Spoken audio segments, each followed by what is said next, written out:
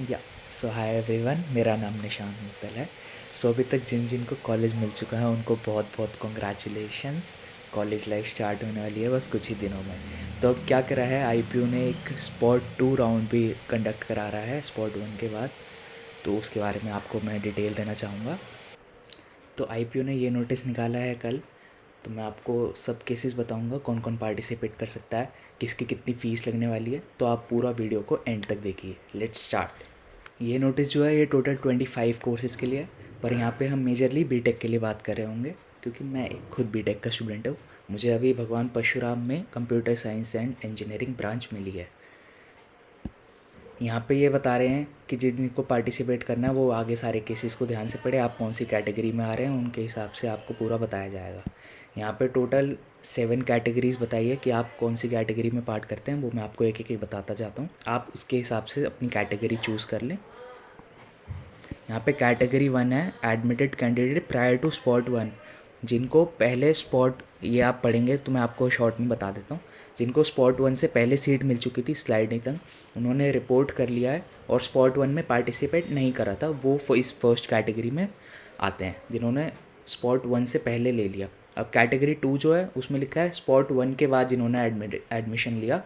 Spot 1 आपको भले ही चाहे पहले सीट मिली हो, पर आपने स्पॉट 1 में पार्टिसिपेट करा तो और आपको सीट रिटेन रही या अपग्रेड हुई, जैसा भी हुआ, आप स्पॉट 1 में एडमिटेड कहलाएंगे। तो आप कैटेगरी 2 में आते हैं। कैटेगरी 3 में जो आते हैं उनको स्पॉट 1 तक कोई सीट नहीं मिली, उन्होंने अभी तक 40,000 पे नहीं करें, पर उन्होंने 1200 प्लस 1000 प्लस 100 रुपीज़ काउंसलिंग के ऑलरेडी दे चुके हैं।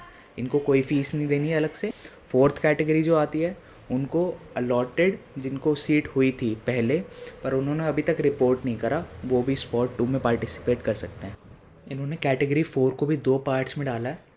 जिन्होंने रिपोर्टिंग तो खैर दोनों ने करी नहीं, अब जिनको सीट अलॉटमेंट हुई, तो पहली बार जब आपको सीट अलॉटमेंट होती है तो उनको 40,000 रुपीज़ पे करने होते हैं।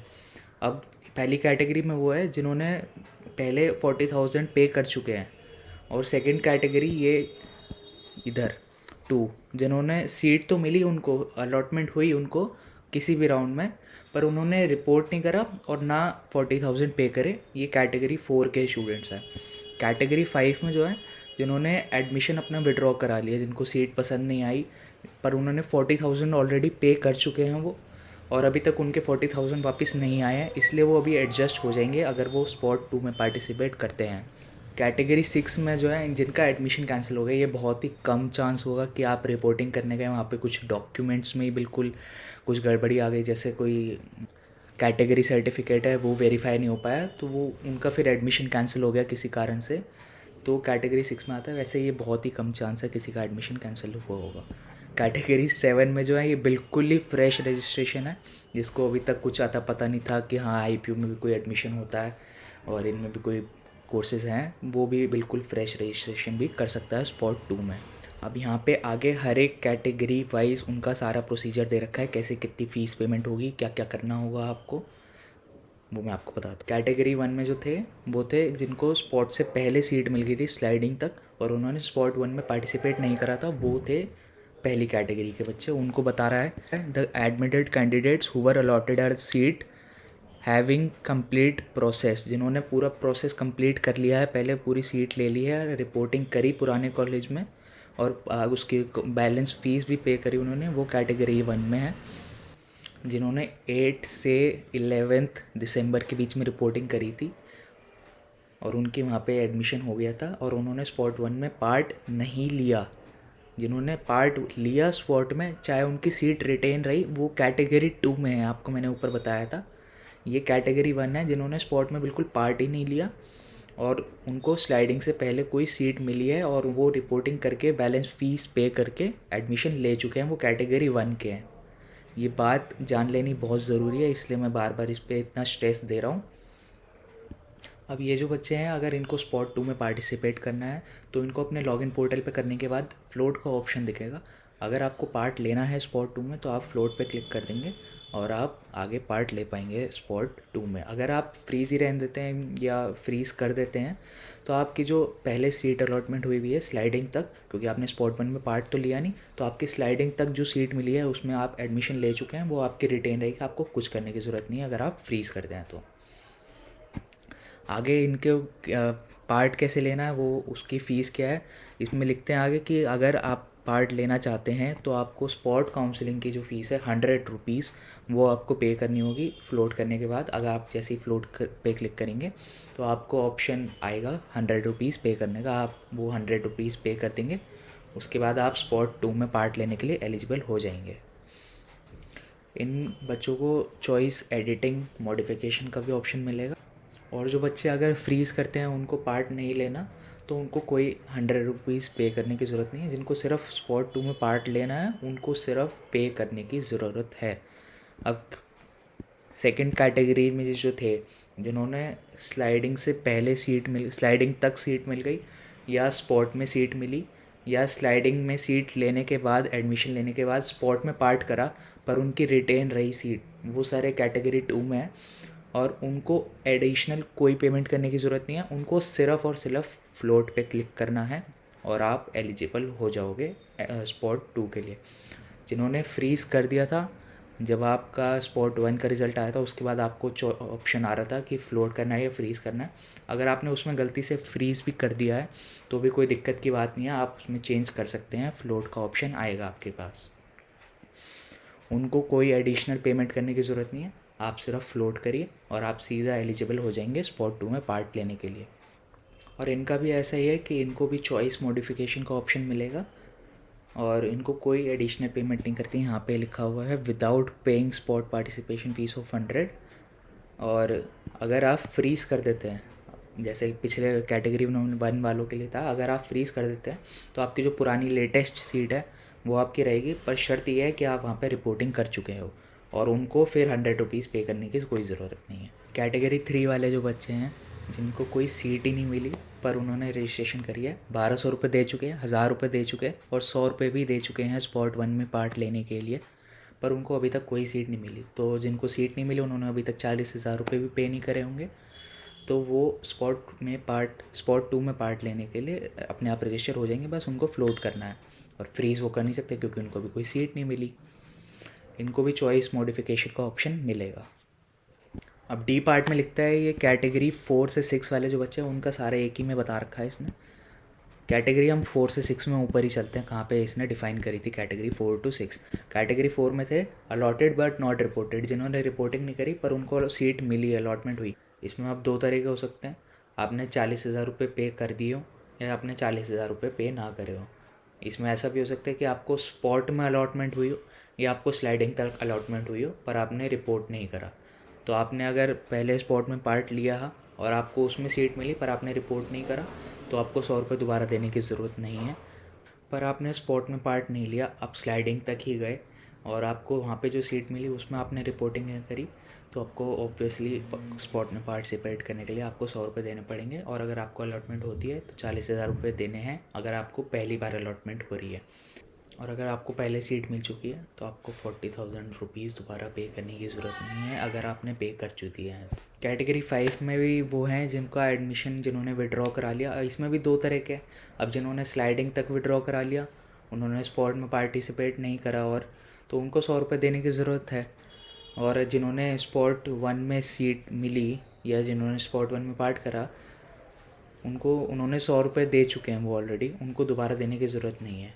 कैटेगरी 6 वाले जो हैं जिनका एडमिशन कैंसिल हो गया, इसमें भी सेम ही है कि अगर उनको वो मेन पॉइंट ये है कि अगर आप एक बार 100 रुपये दे चुके हो तो आपको दोबारा देने की ज़रूरत नहीं है और अगर आपने नहीं दिए तो आपको देने पड़ेंगे, ये मेन बात है। नीचे आ जाते हैं अब, जहाँ पे था ये, हम यहाँ पे 4 to 6 में ऊपर आपको बता दिया मैंने। अगर आपने 100 रुपये आप पहले दे चुके हो तो आपको दोबारा नहीं देने। अगर आप नहीं दिए हैं तो आपको एक बार ही देने हैं, कोई भी पेमेंट आपको डबल डबल नहीं करनी। अगर आप पहले 40,000 रुपये दे चुके हो पार्ट एकेडमिक फ़ी तो आपको दोबारा नहीं देने। अगर आपका अभी तक आपने 40,000 पे नहीं करें तो आपको एक बार देने पड़ेंगे। आपको कोई भी डबल पेमेंट नहीं करनी, आपको एक बार पर करने पड़ेगी अगर आपको सीट लेनी है तो। टोटल पेमेंट आपकी मैं एक बार बता देता हूँ। आपने सबसे पहले रजिस्टर करा होगा, आपने 1200 रुपीज़ पे करोगे, 1000 रुपीज़ काउंसलिंग के दिए होंगे और 100 रुपीज़ स्पॉट काउंसलिंग के दिए होंगे। उसके बाद आपको जब सीट मिली होगी आपने 40,000 रुपीज़ पे करे होंगे। उसके बाद आप रिपोर्टिंग करी होगी, वहाँ पे आपने बैलेंस फ़ी पे कर रखी है। ये अभी तक का पेमेंट है जिनको सीट मिल चुकी है, और यही पेमेंट करनी है आपको। 1000 प्लस 1200 प्लस 100 प्लस 40,000, ये 4 हैं। इनमें से जोन सी भी आपने नहीं दी है वो आपको देने पड़ेंगे एक बार। अगर आप एक बार दे चुके हो तो आपको दोबारा नहीं देनी, आपसे जोन सी भी कैटेगरी से हो। अब यहाँ पे फ्रेश रजिस्ट्रेशन वालों का बता रखा है इसने कि जिन्होंने अभी तक बिल्कुल रजिस्ट्रेशन ही नहीं करी, तो मैंने आपको बताया कि 1200 और 1000 और 100 रुपये आपको एक साथ देने पड़ेंगे। ये मैं आपको बीटेक के लिए बात कर रहा हूँ, तो नेशनल लेवल टेस्ट होता है जेई, तो उसमें बता रहा है 1200 रुपये, 1000 रुपये और 100 रुपये आपको देने पड़ेंगे ऑनलाइन अगर आपको पार्ट लेना है स्पॉट 2 में। अब यहाँ पे कुछ इंपॉर्टेंट एक्टिविटीज़ दे रखे हैं, कब से प्रोसेस स्टार्ट हो रहा है वो सब बता रखा है इसमें। यहाँ पे आपकी जो रजिस्ट्रेशन है, जिनको फ्लोट रजिस्ट्रेशन यानी कि फ्लोट या फ्रीज़ करना का ऑप्शन आ रहा है, अगर जिनको 100 रुपीज़ की पेमेंट करने की रिक्वायरमेंट है तो वो करनी पड़ेगी। अगर जिन्होंने बिल्कुल ही फ्रेश रजिस्ट्रेशन है तो उनको पूरी पेमेंट करनी पड़ेगी 2200, 1200, 1000 और 100 रुपये। जिनको बिल्कुल फ्रेश रजिस्ट्रेशन है उनको 27 से 28 के बीच में ऑप्शन मिलेगा। जब और इसी के बीच में आप अगर चॉइस मॉडिफिकेशन करना चाहें वो भी कर सकते हैं इसी दौरान। आपका 29 तारीख को फिर रिज़ल्ट आ जाएगा स्पॉट 2 का 5 बजे के बाद। वो तो रात को ही आता है, अभी तक रात को ही आता है, 5 बजे तो कभी आया नहीं। उसके बाद थर्ड पॉइंट में लिखता है कि पार्ट अकेडमिक फ़ी देनी है 40,000 रुपये। ये सिर्फ इसमें लिखा है पॉइंट 1 देखे इंपॉर्टेंट नोट, वो मैं आपको बताता हूँ अभी क्या लिखा है उसमें। कि मेन बात ये है, जिन्होंने अभी तक 40,000 रुपये एक बार पे कर दिए, चाहे वो उन्होंने विड्रॉ ही करा लिया पर अभी तक उनके वापस नहीं आए, तो वो भी आईपीओ के पास ही हैं। अगर आप पार्ट लेते हो स्पॉट 2 में तो आपके वो एडजस्ट हो जाएंगे और फिर आपको दोबारा वापस नहीं मिलता अगर आपको सीट मिल जाती है और आप एडमिशन ले लेते हैं। एक ही बार देने हैं 40,000 रुपये, दोबारा नहीं देने एक किसी भी कंडीशन में। उसके बाद अलॉटमेंट लेटर आ जाता है, जैसे कि अब तक आता आया, उसको प्रिंट निकाल लेना है। और अगर आप फिर भी विड्रॉ कराना चाहे, आपको नहीं पसंद, मैं कहता हूँ अगर आपको सीट, आप सिर्फ वही भरो ना जो आपको पसंद हो, कि आप बिल्कुल लेने में सक्षम हो। आप वो चॉइसेस ही ना भरो कि जो आपको नहीं लेनी। अगर आपको वो मिलेगी तो अच्छे वाली मिलेगी जो आपने भरी होगी। जिनको आप नहीं लेने में पसंद उनको आप भरो ही मत, फिर क्यों विड्रॉ कराने का चक्कर हो। बाकी अगर आप फिर भी विड्रॉ कराना चाहें, सीट पसंद नहीं आए, तो वो भी आप 30 तारीख तक करा सकते हैं। उसके बाद 30 तारीख से 31 तारीख के बीच में हमारा मेन काम है रिपोर्टिंग का। अब जिनको स्पॉट 2 में सीट मिली उनको रिपोर्टिंग करनी है। अब जिनकी स्पॉट 1 वाली ही सीट या उससे पुराने वाली सीट ही रिटेन रह जाती है उनको रिपोर्टिंग करने की ज़रूरत नहीं है। हो सकता है कि अलॉटमेंट लेटर देना हो आपको, जो आपका रिटेन रहा कॉलेज और ब्रांच जो बिल्कुल चेंज नहीं हुआ, उसमें आपको हो सकता है कि अलॉटमेंट लेटर दे के आना पड़े। तो ये तो हो गया हमारा रिपोर्टिंग तक का स्केड्यूल। अब मेन बात आती है पैसे। पैसे कितने देने हैं उसको। यहाँ पे नीचे बताता है कि जो हमने 40,000 रुपये दिए हैं वो एडजस्ट हो जाएंगे अगर आपने एक भी बार दिए हैं। बताते हैं जिन्होंने पहले एंट्रेंस टेस्ट दिया था और पार्ट अकेडमिक फ़ी 40,000 रुपये दे चुके हैं और एडमिशन ले चुके हैं, वो उनको दोबारा देने की ज़रूरत नहीं है। यहाँ पे जिन्होंने रिपोर्ट भी कर लिया उनको देने की ज़रूरत नहीं है। जिन्होंने रिपोर्ट नहीं करा पर 40,000 रुपये दे चुके हैं उनको दोबारा देने की ज़रूरत नहीं है। या जिन्होंने दे चुके पर रिपोर्ट नहीं करा और विड्रॉ करा लिया, या रिपोर्ट करके विड्रॉ करा लिया, उनको भी 40,000 रुपये दोबारा देने की ज़रूरत नहीं है। मेन बात यह है, अगर आप एक भी बार दे चुके हो 40,000 रुपये, आपको दोबारा देने की ज़रूरत नहीं है। और अगर आपने एक भी बार नहीं दिया तो आपको सिर्फ जब देने जब आपको कोई सीट मिलती है। अब आईपीयू सिर्फ इतनी फ़ीस लेके नहीं रुक रहा, वो आगे भी फ़ीस लेना चाह रहा है आपसे। अब कह रहा है कि अगर आपने बिल्कुल फ्रेश रजिस्ट्रेशन करी है और तो आपको और सीट मिलती है तो आपको 40,000 रुपये देने पड़ेंगे, वो मैंने आपको बताया। पर जिनकी सीट अपग्रेड हो जाती है, जिनको पहले सीट मिल चुकी है स्लाइडिंग में या स्पॉट 1 में और वो एडमिशन ऑलरेडी ले चुके हैं, जिन्होंने रिपोर्ट कर लिया है, बाकी की बैलेंस फ़ीस पे कर दी है, अब उनको अगर कोई और सीट मिल जाती है स्पॉट 2 में तो उनको 5,000 रुपये देने पड़ेंगे अलग से नए कॉलेज को। अब यहाँ पे डाउट आता है कि अगर आपकी सिर्फ ब्रांच अपग्रेड होती है, सेम कॉलेज रहता है, तो भी क्या मुझे 5,000 रुपये देने पड़ेंगे? जी हाँ, आपको भी 5,000 रुपये देने पड़ेंगे अगर आपकी सिर्फ ब्रांच अपग्रेड होती है, कॉलेज सेम रहता है तो। और अगर कॉलेज चेंज हो जाता है तो आपको नए कॉलेज में 5,000 रुपये देने पड़ेंगे, प्लस उसकी बैलेंस फ़ीस भी देने पड़ेगी। आपका पुराना कॉलेज जो है वो आपको वापस यूनिवर्सिटी के रिफ़ंड प्रोसेस के हिसाब से आपको बाकी की बैलेंस फ़ीस जो आपने पुराने कॉलेज में दी थी वो आपको वापस मिल जाएगी। यहाँ पे एक चीज़ और कहता है, I undertake that if new seat is allotted to me in spot round, then मुझे वो सीट लेने पड़ेगी और मेरा कोई पुराना क्लेम नहीं रहेगा पुरानी सीट पर। अगर आपको कोई भी सीट मिल जाती है स्पॉट राउंड में, चाहे सेम कॉलेज में मिले चाहे नए कॉलेज में मिले, आपको वो कंपलसरी लेने पड़ेगी। आपकी पुरानी सीट जो है वो ऑलरेडी आगे नए बच्चों को मिल चुकी है, आपका उस सीट पे कोई क्लेम नहीं रहेगा। अगर आपने अब उस सीट को नहीं लिया, आपका कोई फ़ीस का इशू आ जाता है कि आप अरेंज नहीं कर पाए, आपने नए कॉलेज में फ़ीस नहीं दी, आप ये सोच रहे हैं कि आप पुराने कॉलेज में जब फ़ीस वापस आएगी तो हम नए कॉलेज में देंगे, ऐसा नहीं है। आपको पहले नए कॉलेज में फ़ीस देने पड़ेगी जो बैलेंस फ़ीस है, और पुराने कॉलेज से बाद में रिफ़ंड होती रहेगी। इसलिए सिर्फ केयरफुल होकर चॉइसेस भरें अगर पार्ट लेना चाहें तो, कि बाद में ऐसा ना हो कि जब रिपोर्टिंग के टाइम आए तो आप सोचें कि हमारे पास फ़ीस तो है नहीं पे करने के लिए, हम ये सोच रहे थे कि पुराने कॉलेज से जब मिलेगी हमें तो हम पे करेंगे, ऐसा नहीं है। अगर आपको नई सीट मिल जाती है, आपका पुरानी सीट पे कोई क्लेम नहीं रहेगा, आपको नए वाली सीट लेने ही पड़ेगी। आगे इधर लिखता है ये, जिनको ऑलरेडी अलॉटेड सीट हो चुकी है और वो रिपोर्ट भी कर चुके हैं उस कॉलेज में और स्पॉट 2 में पार्टिसिपेट करते हैं, सीट अपग्रेड नहीं होती, तो आपकी जो पुरानी सीट है जो आपको स्लाइडिंग तक मिली या स्पॉट 1 में जिनको मिली, वो आपकी रिटेन रहेगी अगर आपको स्पॉट 2 में कोई सीट नहीं मिलती तो। आपको ऑफ बैलेंस फ़ीस जो है नए अलॉटेड कॉलेज की वो आपको पे करने पड़ेगी और आपको रिपोर्ट करना पड़ेगा नए कॉलेज में, वरना आपका एडमिशन कैंसिल हो जाएगा और पुरानी सीट तो आपकी ऑलरेडी जा ही चुकी है।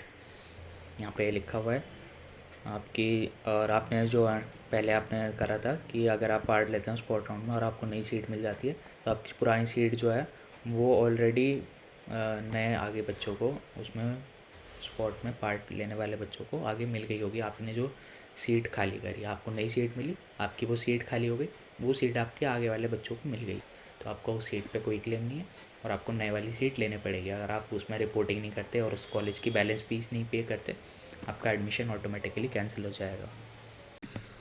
या so that's all for today. ये मैंने आपको IPO के स्पॉट राउंड 2 के बारे में बताया। अगर आपको फिर भी कोई डाउट रह जाते तो आप नीचे कमेंट सेक्शन में पूछ सकते हैं या आप इधर मुझे इंस्टाग्राम पे DM भी कर सकते हैं। Thank you.